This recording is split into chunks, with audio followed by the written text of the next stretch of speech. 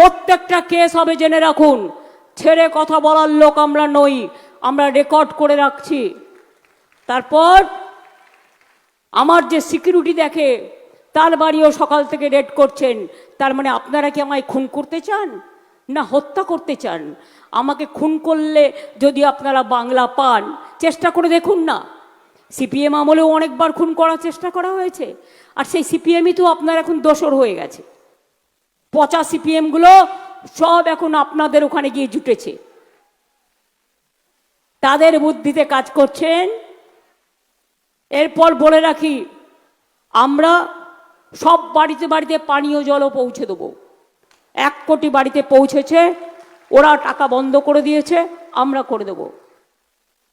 25% দিয়ে সরকারি কর্মচারীরা পেয়েছেন, 4% দিয়ে যেটা আমরা ডিক্লেয়ার করেছিলাম এপ্রিল মাসে সেটাও হয়ে যাবে, সেটাও ইনস্ট্রাকশন দেওয়া হয়েছে ছেড়ে দিতে। পশ্চিমবঙ্গ একমাত্র রাজ্য যেখানে পেনশন আছে, অন্য কোনো রাজ্যে দেশে নেই। বয়োজ্যেষ্ঠদের পেনশন থেকে 25% টাকা আগেই দিয়ে দেওয়া হচ্ছে, যাতে তারা তাদের শরীরটাকে ঠিক রাখতে পারে। তাদের জন্য, গভর্নমেন্ট অফিসারদের জন্য, সরকারি কর্মচারীদের জন্য আলাদা হেলথ স্কিম আছে। আর আমাদের জন্য, সাধারণ মানুষের জন্য 5 লাখ টাকার স্বাস্থ্যসাথী আছে।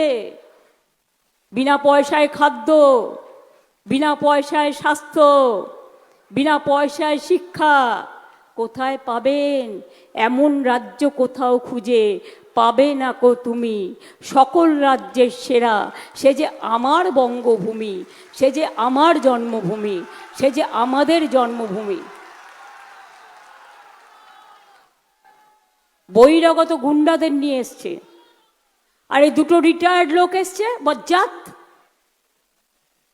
পুলিশকে ধমকাচ্ছে, চমকাচ্ছে, ডিএমদের ধমকাচ্ছে, চমকাচ্ছে।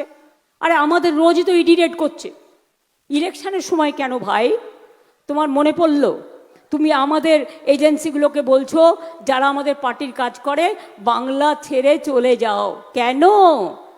তোমার তো 50টা আছে, আমাদের ক্ষমতা নেই, আমাদের একটা আছে। শুনুন, ওদের ভয় দেখালে ওরা আমার দলের সাথে যুক্ত হবে এবং আমরা ওদের চাকরি দেবো, আমরা ওদের করে দেবো। এটা মাথায় রেখে দিন। আমি একটি ছেলেকেও চাকরি ছাড়া করব না। আমি সকালে অভিষেকের সাথে কথা বলেই এসছি। পরিষ্কার বলি, আপনাদের এই চক্রান্ত আর কত অত্যাচার করবেন, আর কত অনাচার করবেন, আর কত ভোট কাটবেন? এরপরে তো এনআরসি করবেন। ডিলিমিটেশন কেন আটকেছি? বেশ করেছি, 1000 বার করব। মহিলা বিল পাস হয়ে গেছে, বলুন নোটিফাই করতে। সামনে মহিলার পেছনে ময়লা, ডিলিমিটেশন। আবার জাতির উদ্দেশ্যে ভাষণ দিচ্ছেন। কত বড় দেশের নেতা! আমরা নেতা মানি কাদের? देश का नेता कैसा है? गांधी जी जैसा है। देश का नेता कैसा है? नेताजी जैसा है। देश का नेता कैसा है? अंबेडकर जैसा है। देश का नेता कैसे है? राजेंद्र बाबू जैसा है। देश का नेता कैसा है?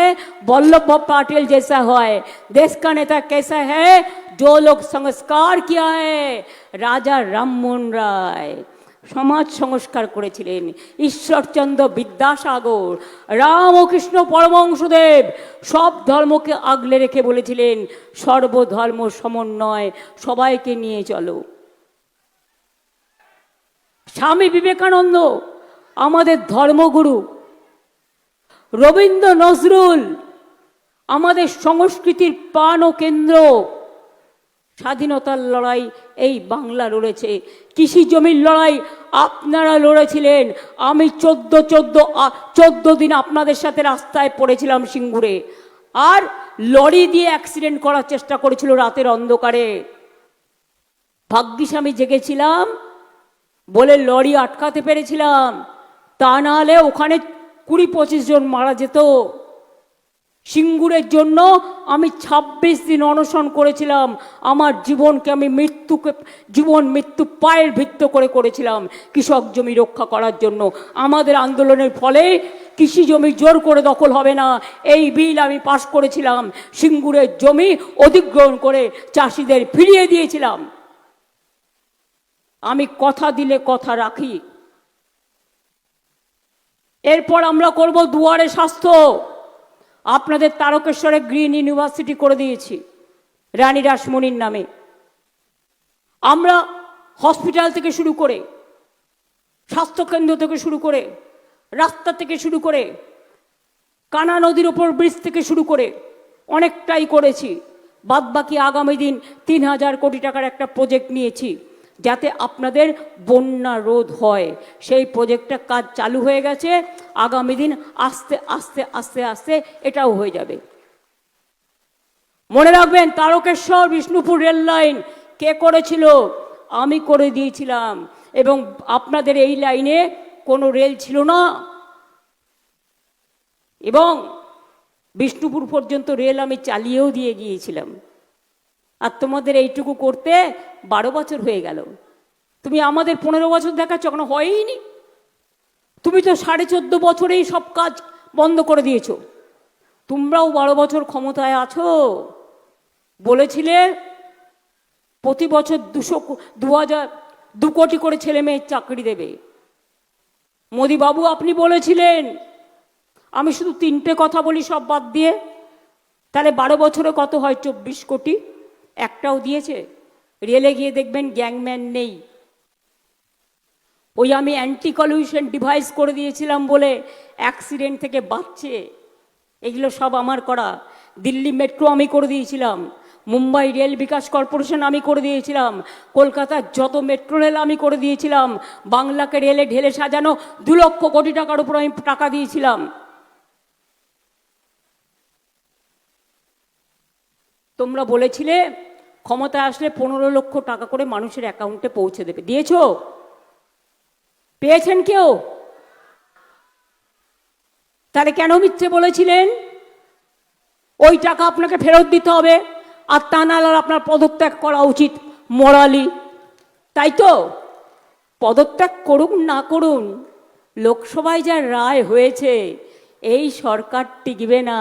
26-এই পতন শুরু হয়ে গেছে। যাব করছে। পরশুদিনও আমাদের 8 জন যেতে পারেনি, কারণ ইলেকশনের জন্য ব্যস্ত ছিল। শিবসেনাও যেতে পারেনি, আরও 25-30 জন যেতে পারেনি। সবাই গেলে সংখ্যাটা প্লাস করলে দেখুন বিজেপি হারবে। হারিয়ে দেবো আগামী দিন। পরশুদিন যেমন হারিয়েছি, আগামী দিন পুরো হারাবো। মনে রাখবেন, বাংলাটা শুধু জিতিয়ে দিন। আমি বলেছিলাম বাংলাকে টার্গেট করলে দিল্লিকে টার্গেট করব। পরশুদিন তার প্রমাণ আমি করিনি। আমার মা বোনের আশীর্বাদ, শুভেচ্ছা, দোয়া, ভোলে বাবা পার করেগা, বিজেপি কো দূর করেগা, সব করেছে। আমি কিছুই করিনি।